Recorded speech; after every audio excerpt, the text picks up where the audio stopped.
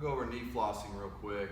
You know, this band typically will, when we're using it, especially for the hip, if we're working on a high hamstring tendinopathy or maybe some hip flexor restrictions or anything like that, we typically use the blue band because we can get further down and then bypass the kneecap itself, as you'll see. But these bands, the blue ones are nice. You can get them off of Amazon through Serious Steel.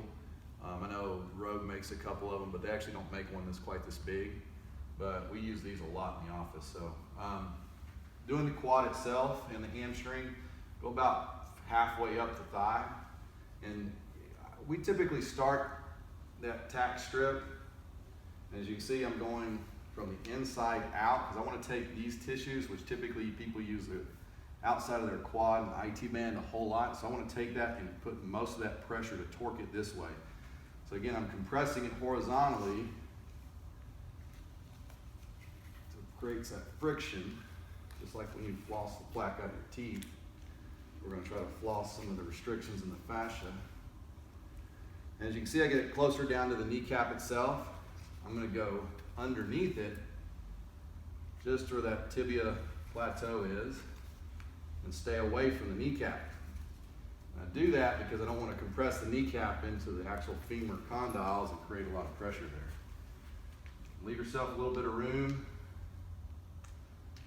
You can kind of tuck it in.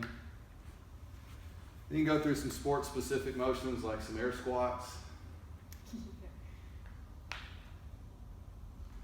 And she'll notice like probably the first 3 or 4 might be a little bit stiff, and then they get easier and easier.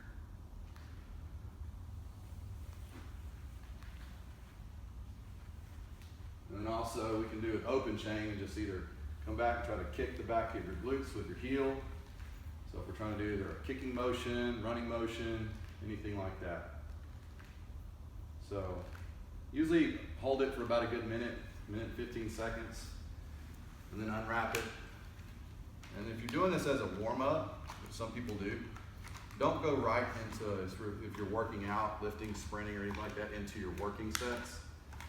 Spend about another 5 or 6 minutes going through ranges of motion, sport-specific movements before you do it, because right after you do it, what does it feel like? A little loose? I feel like I'm like this. Yeah, it feels super light. And sometimes it's going to take a second to get that strength back in those muscles. So just give it some time. That's for the knee.